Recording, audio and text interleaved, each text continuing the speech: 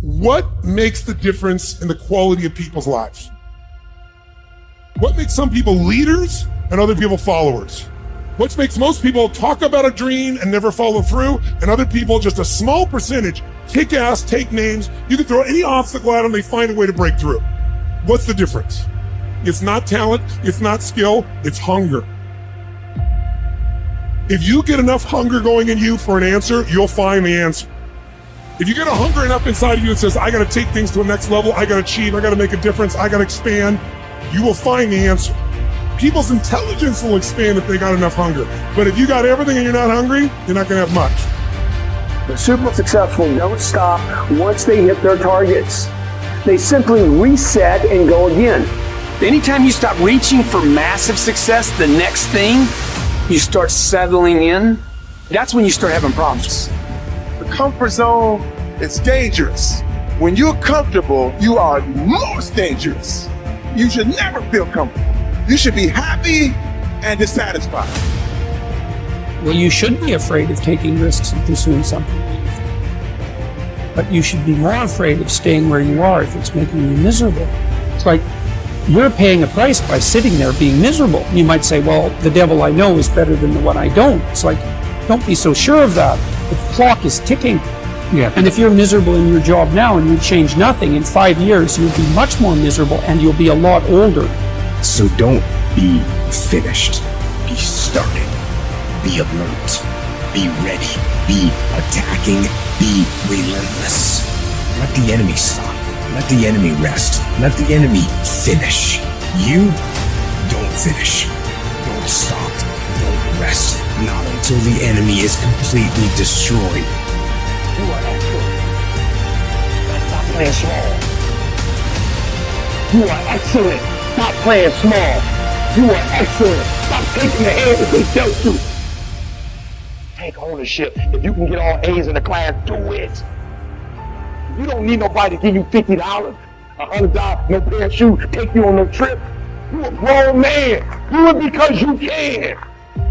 Stop needing a carrot. Stop needing money. Stop needing a trip. Stop needing somebody to give you a sticker on your head and do it for the pride of who you are. Do it because you can. I don't care what your friends are doing.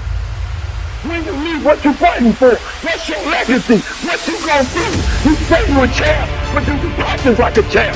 You say you a champ, do you fight like a champ? You say you a champ, do you have the mentality of a champ? You have to hustle. You have to get going.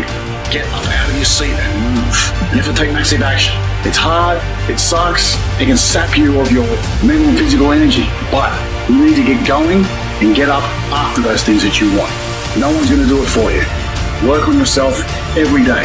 Get better, improve, learn, extend yourself, push yourself out of your comfort zone. Push the boundaries that you're accustomed to. That's the only way to grow as a person. If you look at all the successful people in the world, one common thread between all of them is that they've all hustled. They've all gotten to work, gotten busy. The gap between here and your ultimate life is action. That's the link. You have to hustle. You have to get out there and do what's required. What excuse do you have? What reason do you have not to? Turn this video off, get out there, and get to work. One of the things you have to understand about life is everything changes and everything ends. And that kind of sounds heavy on the front end, but it's a truth. If everything changes and everything ends, number one, it should make you appreciate what you have right now. And then my view is, what's next is always better. If I make it so, it's my job to make it so. And so I think, for me, I look at it and say, when you said genius is a young man's game, I think that's total bullshit. I think passion is the genesis of genius. If you've got enough passion, you're gonna find answers nobody else does, but most people run out of fuel, meaning they get tired, they get exhausted, they get burnt out, they get, the law of familiarity. They're around something so much they take it a little bit for granted. And I've managed to see something in myself that I found in every great leader that I've ever respected, and that is, I value intelligence immensely, but I know really smart people can't fight their way out of a paper bag pragmatically, right? I'm sure you do too. what I see as the one common denominator of people that are successful over a lifetime is the sustained hunger. Hunger is the number one factor. When I see somebody, I don't care what age they are, I don't care what their background is, if they're hungry to improve, to change, to make something happen. I mean, if you look at Richard Branson, he's as hungry today in his late 60s as he was at 16 years old in that Crip starting Virgin.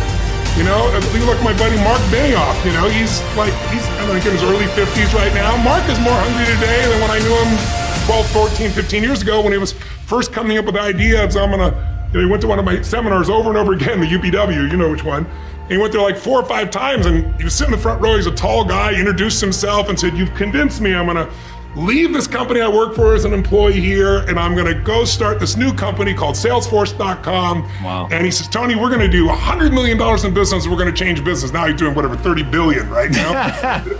But it's because he hasn't lost the hunger. And I think the law of familiarity is what destroys a relationship. You get around somebody enough, you love them, but you don't have the same passion, same aliveness.